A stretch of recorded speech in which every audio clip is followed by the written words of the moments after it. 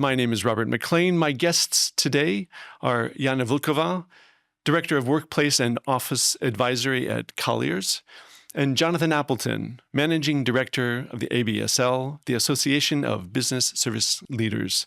Jonathan, I think it makes the most sense to start with you because there's a lot of people probably who would have a tough time saying or explaining exactly what business services are. So why don't I give you a shot at that? There are a lot of misconceptions about it, so clear us up on it.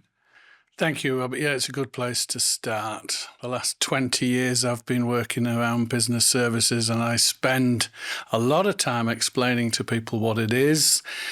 And it's changed over those 20 years. Association of Business Services. What is business services? A lot of people will have known it years ago as shared services or outsourcing. It's become so much more than that.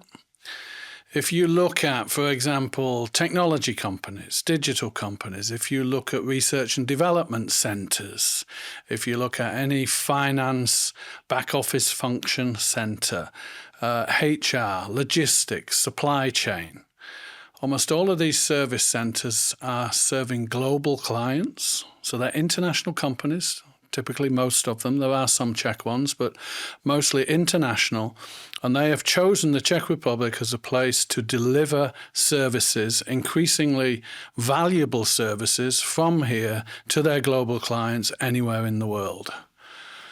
And now, of course, we're seeing much more of a change towards technology and digital services, and that's something I'll be focusing on as we talk through. Okay. Now, these are services for clients, but potentially even for operations or divisions within their own companies, I believe, more and more. 80% of the centres are serving their own global company. Mm-hmm. But these are very big entities, so there's a lot of work to do for them. Then there's about 20% of the market out there who are selling these services to other companies, and they've specialized in that. Accenture, for example, is a field leader in that. Yeah. How did this come about, really? Because a lot of these things, I think they used to be handled strictly internally within the companies themselves. Yeah. And I think at some point, I remember reporting about the Prague office market when you started getting these huge sort of sheds essentially where they would stick a lot of people just to do a lot of back office work. But it's not back office in a way anymore, is it? It was when it started, right. 20 years ago. When I first started to work, I was a consultant, and that was my area of expertise, was helping these, as they were called then, shared service centres, mostly finance centres. And what they'd done was, as they'd set up operations around Europe, especially this part of Europe, they would take the finance operations that they had replicated in multiple countries, and they would bring them all here, put them under one roof, one office, not usually the nicest office, and they weren't investing so much in what it looked like or felt like. Sometimes it was part of a factory, sometimes it was part of a distribution centre, and they grew from there. And it's always good when it starts from finance, because that, of course, is the money for everything else. Plus, accountants are naturally very good at process orientation, improving things, reporting analytics, etc. So after a few years, they started to attract other kinds of functions. HR, logistics, supply chain, purchasing would come on top of this. And at some point, they got so big that they had their own technology needs and capabilities. So they started to bring IT into the picture as well. In other words, you get a bunch of people together, you put enough people there for long enough, and they're going to start figuring out how to improve the actual business that they do. So in a way, they started growing expertise, I would think, in these centers. If you put it in the right location, and I like to count Czech Republic as being one of those clever can-do locations where if you put enough work into it and the right people, that's exactly what they'll do. And then they'll go back to their companies or their clients and say, we want more. We've shown we can do this. Give us more. And that has built a sector that is now approaching 200,000 people. 200,000 very good professional positions, most of which are in the major cities across the country. It's generating close to 10% of the GDP of the country if you add all of the supply chain factors together with it. And it is a major driver in the real estate space. It basically has built the business parks of this country. Mm-hmm. Jana, that's a good place to bring you into the discussion. What kind of impact is the business services sector having on, say, the office market? Let's start in Prague, for example. Thank you, guys. Just about the Prague office market itself, obviously it is a big part of how Prague office market developed. But I would like to mention here that really business services supported and brought office business into more cities than just in Prague. Prague as a capital will take it naturally, but we have a good example of Brno, which is really connected with business services a lot, Ostrava, but we also have centers in Pilsen, we have centers in Liberec, in Hradec Králové, in Pardubice. So those cities benefit even office-wise, from the presence of business services centers in those cities. But when we speak about Prague, I would easily say that about 20-25% of the modern stock in Prague is somehow connected with business services. 1/4 of it all. Yes, 1/4 of it all.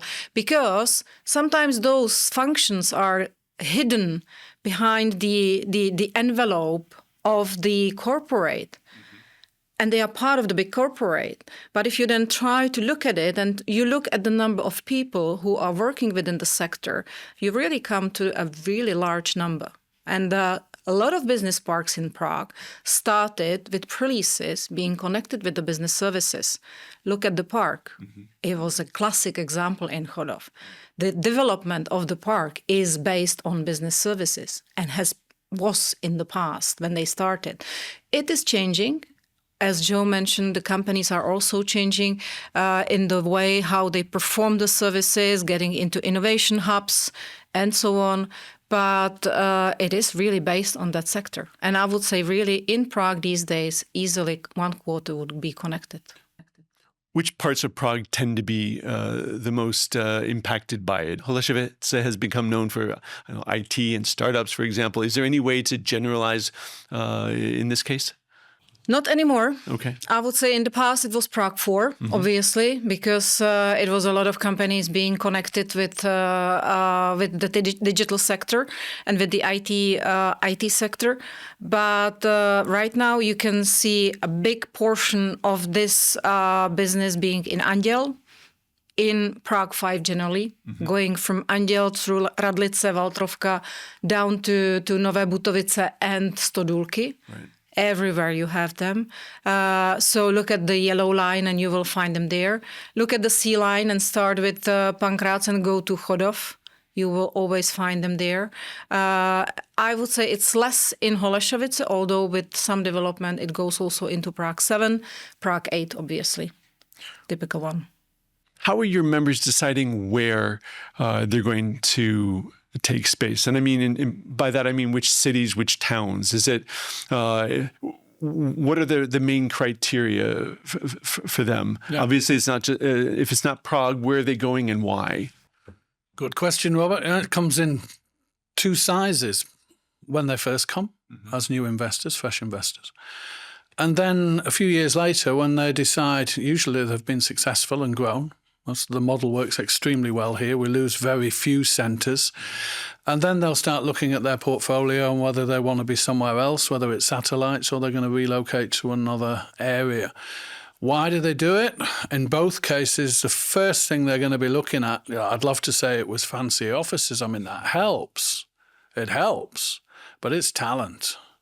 Can they find the people that they need as quickly as they need? If you're going to set up a centre, it's a very quick process. You haven't got years to do this. You might have a year, and you need to get together 100, 200 plus people who really know what they're doing to be able to trust them with a whole transfer of financial systems, confidential data, etc., to a new location and make it all work for a completely new set of clients. And that means people. So they'll look first of all at, is there a talent pool that fits for what we want to do? Czech Republic was one of the very first locations for services. We are one of the most experienced locations. That means we're not the cheapest anymore, and we don't want to be the cheapest anymore. We're the one to go to if you want to set up very fast and keep the quality and make sure that wherever you want to go next in terms of new services or depth of services, you've got the people here that can do that. And then linked to that is these people demand now the very best working environments. They won't accept what they used to work in. Some of the centres I used to visit really were not places I wanted to spend my time in, and neither did those people, and they would never go back to it. So they've completely transformed, and they now look like Microsoft or Google looked 20 years ago. And I always said that we would start to look like that. And COVID massively accelerated that whole process, but it was coming anyway. So that's why modern business parks, excellent infrastructure, services, the best restaurants, cafes, quality of life, and of course some flexibility around when they choose to be in the office or from a co-working space or at home. When you're helping companies look for space, how price sensitive are they? Is rent up at the top of it? As Joe mentioned, is the availability of labor, of talent above that, more important than that? How do you see it? It is always a combination. You can't say it's just the price or just the location. It is always a combination. More and more these days after COVID, because we have the hybrid work. The hybrid work is also part of the work in the service centers. So you generally can look at how well my space, how full it is, how well it is occupied, how well it is used. And those centers actually can work very well with data. So they have very good tracking of how the space is really used. And when you look at it, and you as a company or our clients will see, okay, we have, 50% occupancy, 40% occupancy. What is the motivation to move or to do the change or to redesign, or what shall we do? And in such case, you can end up within a much better building, which is even more expensive, but with less square meters, because you don't need so many square meters. So the good thing here, I believe, is that we see only better premises, offices. We see lovely offices with great design, creating a great environment. They really support the people. They think about the people, because I think that's exactly what Joe mentioned. We have much more value within the work they deliver. So they need to treat them with respect, I would say, and provide them with the quality. It's very important, and we see it across the sector, step by step. But the companies are taking the opportunity to create much better work environment. You mentioned 50% occupancy. You're talking about the space that the company actually leases. You go in there, and how many of the 1,000 seats are actually full, basically? Exactly. That's fairly new that they're being so exacting about it. I mean, they have methodologies now for counting how many people are coming in, and they're tracking that as part of their strategies. Is that right? Is that something they were doing naturally, or have you sort of pushed them into doing that? We are not pushing them. They will do it even naturally. Okay. I think companies are shifting really into the point, like using the data and seeing what can we transform into more efficiency, not necessarily cutting the square meters. The point here is that why they use the data and tracking the occupancy of the space is classic issue within these days is we don't have enough meeting spaces. We don't have enough meeting rooms. If we want to get people back into the office, we need to provide them the equipment and space for hybrid work, for online meetings, for online collaboration, and so on. So you need more supporting space. If you want to add more supporting space, but you see that 50% of your desks are not occupied, you can get out the working desks and you can bring in much better space, which is better used. Right. That's the point behind why to use the office presence data. Yeah. Obviously, as we mentioned, this business isn't just growing in Prague; it's growing in Brno as well quite a bit. I think the universities certainly are a big attraction for that. In fact, your conference, which is coming up in November 4th and 5th, I believe, that's going to be held in Brno. Talk about the decision to hold it there and how strong a location that is for your members. That's a very easy decision to make because Brno is a hot spot. You know, it's a dragon of business services. You drive into Brno, every office space that you see in Spielberg, in Volniena, in every decent office park in that city is full of business services. And Jana gave the number. Jana knows our sector extremely well, as Colliers are our strategic partner, and they've worked very closely alongside us as it's all transformed. And Brno is the success of a city that it is because of our sector, without a doubt. And that then has driven the success of the city. It's why it's full of so many great restaurants and cafes, private schools, why the residential market is so hot.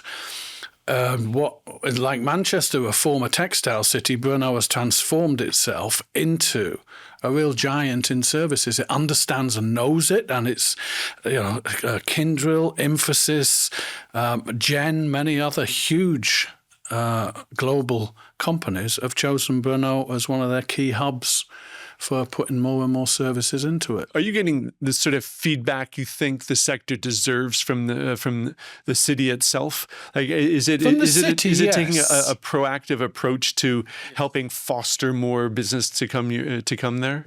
And that's part of the success model. They've achieved it because they focused on it. And you see this in, some of our competing countries, because this work can be anywhere.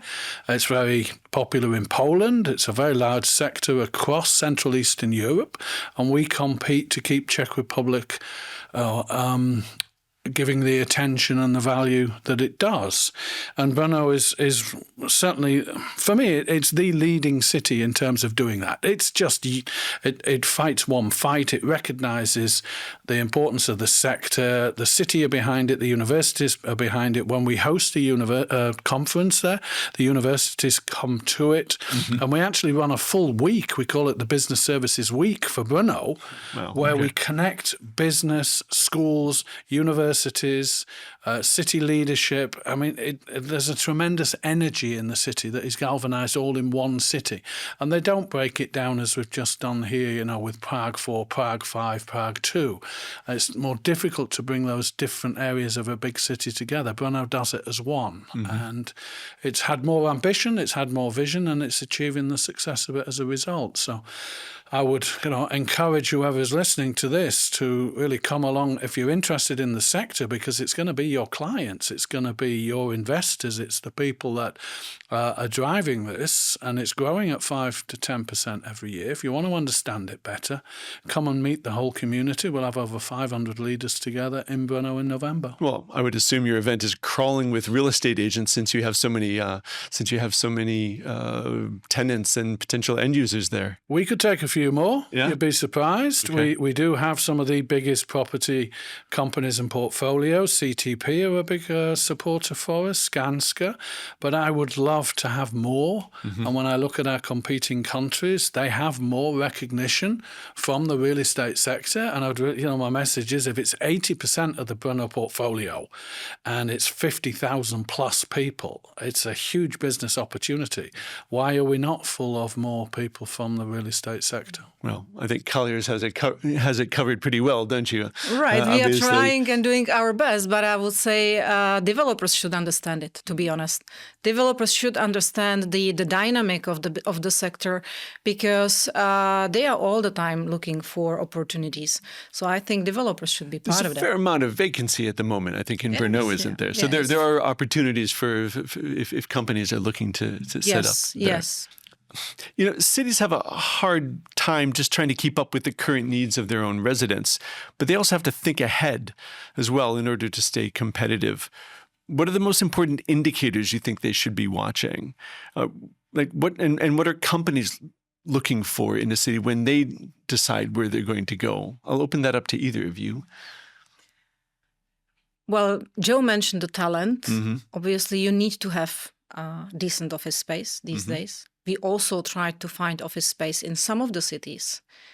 We could not find enough square meters in a decent office space. It has to be quality space. Even a building. Okay. It does not need to be the top, but it needs to have a certain quality and allow certain technology in and so on. It has certain parameters. So, for example, if we were looking for a co-working for a business services company in Hradec Králové, could not find anything. Really? No, It was like these little co-working spaces. So we ended up to look at Pardubice. We ended up with almost the same, 0. So then you are blocking the entrance of the company into the city. Yeah. I know it's a chicken and egg in our business. You want to have a occupier to start to build the building. You don't want to start to develop the building speculatively that much in a city which is not Prague or Brno. So there is certain risk behind. But we, on the other hand, see many secondary buildings which would be fit for redevelopment, sitting there, waiting for the potential. So I think even when we look at Poland, they have this business sector across the country. Yeah. It's not focused only on Warsaw. It's across several cities. And we have our colleagues in Poland, so we know how much they are connected. So I think there is a huge potential within this. Get this sector into there. Yeah. So that's one part of it. It's the talent pool, and you need to have the environment for it in the bricks. I love that quote in business. I think it's from a movie originally. If you build it, they will come. And if you look at Poland, that is exactly the approach that they took decades ago. If we build it, if we build the best infrastructure, and they started with roads, not with buildings. They built the highways that would move people from the outskirts of cities into cities quickly. Then they built the cities themselves, always confident that the companies would come into what they've done. And every single one of those, and across Poland, you can count a dozen easily, but it could be close to 24 cities of 1 million plus people that have a couple of universities and tens of thousands of people working in the sector. We should have a similar ambition here. I've spent years working with cities. I've visited cities like Plzeň, Hradec Králové, Liberec, with investors, with the city heads, to convince them to build a business plan that includes prime value real estate for these companies to move to. And I know that they will come. And part of the future success for this country is we need to spread out. We've got a lot in Prague, well over 100,000 people in Prague, 50,000 in Brno, 25,000 plus in Ostrava, and a few thousand in the likes of cities I just mentioned, regional cities. But we need to push out there because the talent is there. The equations have changed in terms of business and technology, so you can work from these places very, very well. They can act as satellite centres. And the more we can push that over the next decade or two, the more successful our sector will be here in this country. And that's a major message that we have for the government. You need office space, but you also people need to be able to live somewhere because, if these centers want to attract new people, if they can't find a nice place to live, they may, that's perhaps even worse than not having the coolest new office building. Absolutely. Office building itself is not going to make the business case. You obviously need to be able to find the right place to live in as well. On the other hand, I think the regional cities, and I'm not an expert in Resi, to be honest, but I think the regional cities don't have such a pressure on the apartments as we have in Prague or in Brno. But we can see some nice projects combining offices and Resi in the regional cities. Yes. It does not need to be just self-standing office building and a self-standing Resi. It can be very nicely mixed-use, and we see such projects in regional cities. And obviously the office part is always a little bit behind, with the Resi now driving the real estate market much more. But on the other hand, you don't need to have 100,000 square meters of offices in Liberec or in Hradec Králové. You can have a smaller portion. Sure. And when you connect it with a nice and good Resi project close to each other, you have the pool. I think the infrastructure is getting much better from the transportation point of view. If I could add to that, business services gives developers or people who invest in it a double whammy return. First of all, you get prime office take-up. And secondly, you get all the residential and infrastructure benefits that come because those well-paid people want to spend that money in the environments around, preferably as close as they can to where their office is. So if you look at really visionary builders of these types of parks and opportunities, CTP Brno, and what they've surrounded the likes of Volněno with, where they provided short-term accommodation for young workers. They were all from our sector, doing it as a first stepping stone into moving into the property market. If you look in Prague, then Brumlovka, and everything that they've done there around the provision of services, restaurants, etc., all in one space. Our members tell us that's one of their favourite places to have centres because it is a double whammy. And I would urge investors, developers, etc., to be thinking a much bigger picture on this, because it's far more competitive, and future investors will go to locations that have more ambition in this. Well, because one thing they also have to think about, I mean, you mentioned over 200,000 people in the sector. A lot of them are foreigners. Half of them are foreigners. Half of them are foreigners. So it's, in a sense, you're not just competing for people within the Czech Republic. I mean, if you go to Brno, if you grew up in Brno, you know where to go. You know where to find the entertainment. But a city has to be a whole lot more user-friendly to be attractive to people who are coming either from outside the city in the Czech Republic, but even more if they're going to be coming from abroad. User-friendly, open, flexible. It's got to be ready for a very international environment. So plug and play in a way, ideally. Brno did. And so it brings a tremendous energy. That then fills the universities up as well because it attracts far more international students. So you're pushing the education system to improve and become, and have far more English language-based, business-based studies where they can then connect with business. So it benefits all round. So, I think it's even bigger than a double whammy effect if you look on the overall multiplier effect on a local economy, which is why, it continues to be, a very popular sector to support.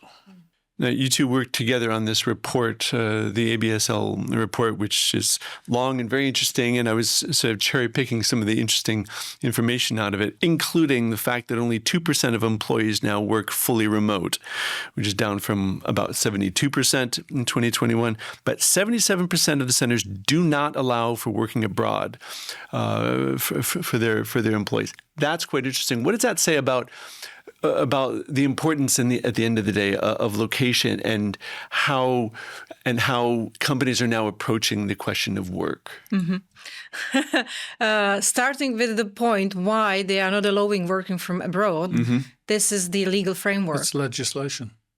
It is a legislation. It's not a decision of the company itself. It's a legislation.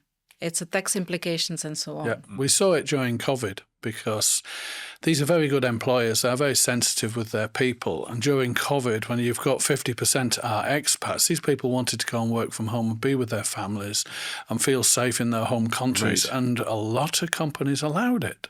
And technology allowed it. And they also realized that they could have put a lot more flexibility in there. So can we do it going forward? Well, no, unfortunately. And it's not Czech legislation. This is EU legislation. EU. So you can do it for a certain amount of time. I think about a month is acceptable before it gets to a legal grey area. And many companies will do that, but it is limited. So the dream of a digital nomad does not lead through business services. It was used, it was a brand during COVID time to attract a lot of people, but it wasn't really delivered on now. Yeah. What's the connection between business services and the growth of innovation? Because I think that's one of the sort of goals I think of every country in this region is innovation. And I think we touched on it at the beginning in that they're not just they're not just pushing papers around in outsourcing centers, but they're becoming actual innovation centers on their own. And so I'd be interested in like that process, and then maybe speaking about how you create a workplace that works for that. Thank you for that. One of the things you start to realize after a few years in a sector like this is it is highly innovative, but we don't make physical products. You can't see this. You can't roll out your brand new Skoda and everyone goes, wow, fully electric, etc., etc. You have to dig a bit deeper to see where this is. So we have awards. We call them Diamond Awards that have become the go-to for most of our members to try and show their levels of innovation and value. Because if they can show it to us, they can show it to their companies, to their clients, and they can win more services coming here. It's a win-win all round. Right. So every single one of those shows the highest levels of innovation. And I don't just mean digital innovation, although that's increasingly important, but I mean innovations around company culture. I mean innovations around how they brand and connect with their people, how they interact with their environment, how they solve problems quicker and faster than anyone, how they go looking for problems long before anyone else does and seek opportunities rather than wait for it to come here. At the beginning, that was simple enough. The pipe was open and the work came down, but now you've got to go hunt for it. So that's an innovative approach in business. They're becoming far more entrepreneurial. And every time they do, it shifts the curve for the country. It adds far more value. And many of the times when they do that, they are supporting or working with smaller Czech companies, startups that allow that to happen. And I can think of many of them. Rozum is a great example in Karlín that does AI for finance and has built a global operation out of the Czech Republic with a focus on business services and is now taking all of that to the world. So innovation runs through the core of what the sector is about. What size offices are we talking about here? And how do you go about helping companies figure out how to make this innovation possible so that you can sort of promote it? Size of the offices, they can start from 20 people and go up to 1,500, for example. Okay. Yeah, it's huge.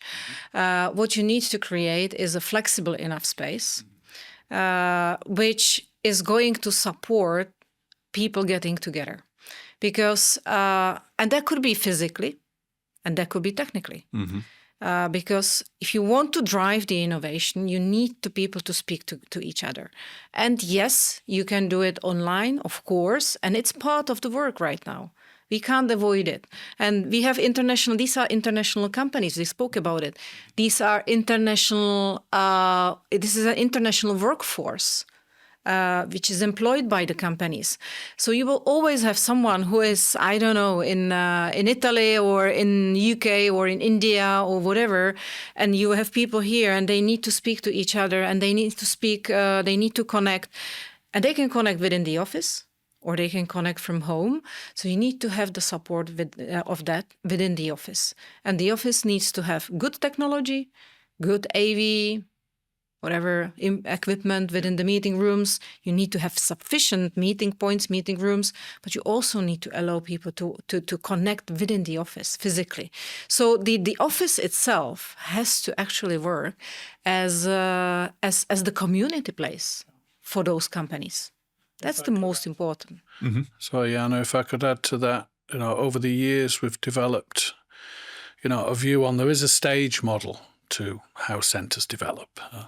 So that, as Jana said, they can come in with 20 people, 20 to 50 people, in which case they're not going to commit to a large office from that, even though they want to hit hundreds, but they're not going to sign for that. Now, the rise of co-working spaces. I mean, fabulous co-working spaces. Not everywhere, not enough. We need them in Hradec Králové. But the ones that were provided in Prague and now increasingly in Brno and Ostrava, these are the places where they grow. These are the incubation hubs. And they will start there and they'll hit a certain size, typically 100 plus, where they'll start to look for their own community place, an office hub somewhere. And that will grow and grow. And then at some point in a few years' time, they typically will start to fragment some of it because one location does not fit all, and they'll want satellite offices.